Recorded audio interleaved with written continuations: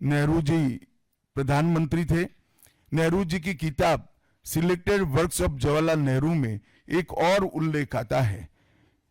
नेहरू जी के आश्वासन के बावजूद अंबेडकर जी को कोई महत्वपूर्ण विभाग नहीं दिया गया और ये स्पष्ट इसके अंदर उल्लेख है कि सरकार की नीतियों, विशेषकर विदेश, रक्षा और अनुसूचित जाति और जनजाति से जुड़ी हुई नीतियां और 370 के खिलाफ अंबेडकर जी थे।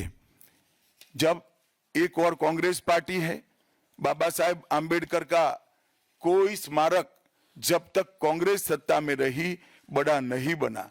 जहां जहां विपक्ष की सरकारें आती गई, स्मारक बनते गए। भारतीय जनता पार्टी की सरकारों ने और नरेंद्र मोदी जी की सरकार ने बाबा साहब के जीवन के संबंधित पंच तीर्थ का विकास किया।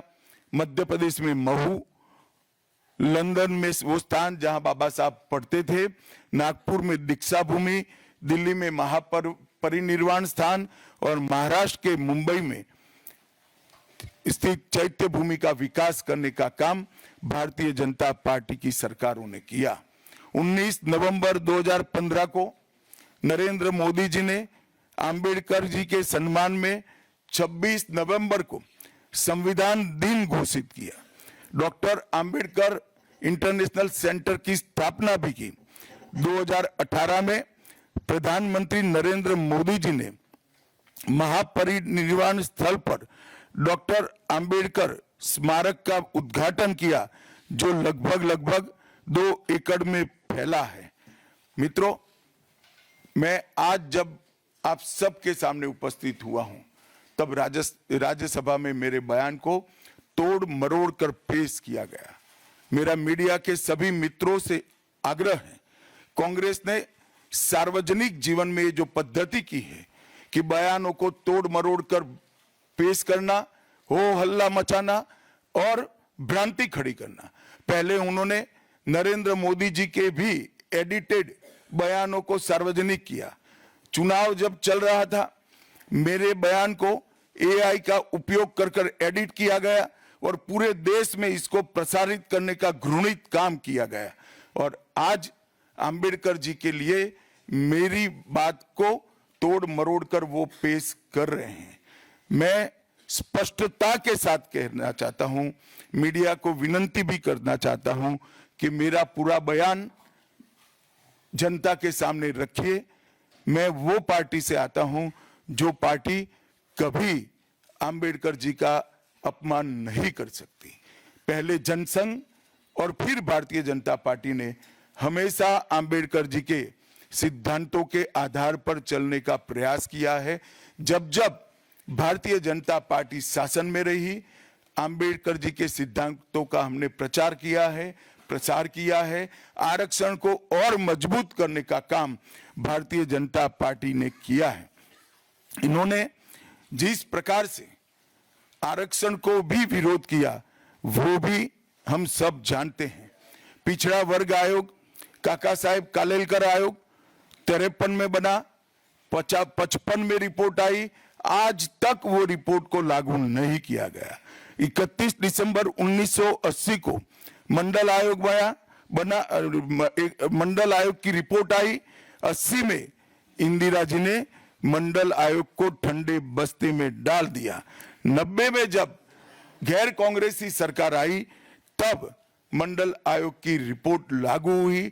उस वक्त राजीव गांधी विपक्ष के नेता थे और जब मंडल आयोग की रिपोर्ट लागू हुई, प्रस्ताव संसद में आया, राजीव जी ने अपने जीवन का सबसे लंबा भाषण ओबीसी के आरक्षण का विरोध करने के लिए किया।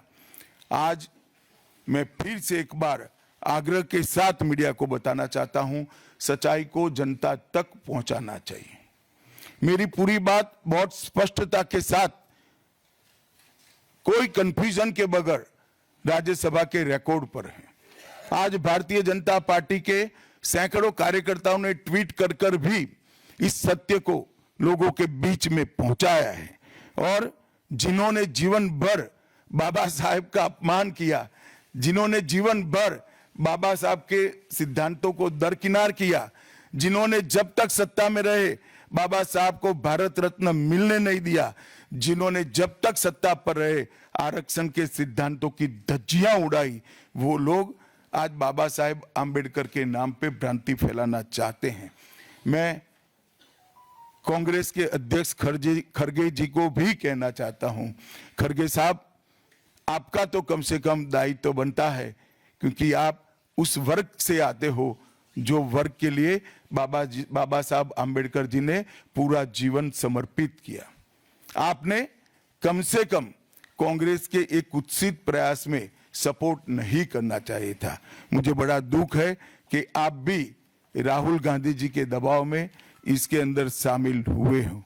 मित्रों, आज जब हम सब यहाँ बैठे हैं, मैं फिर से एक बार कहना चाहता हूं, कांग्रेस के पास इस संविधान के ऊपर की चर्चा में बाबा साहेब आंबेडकर विरोधी कांग्रेस है, इसका कोई जवाब नहीं बचा।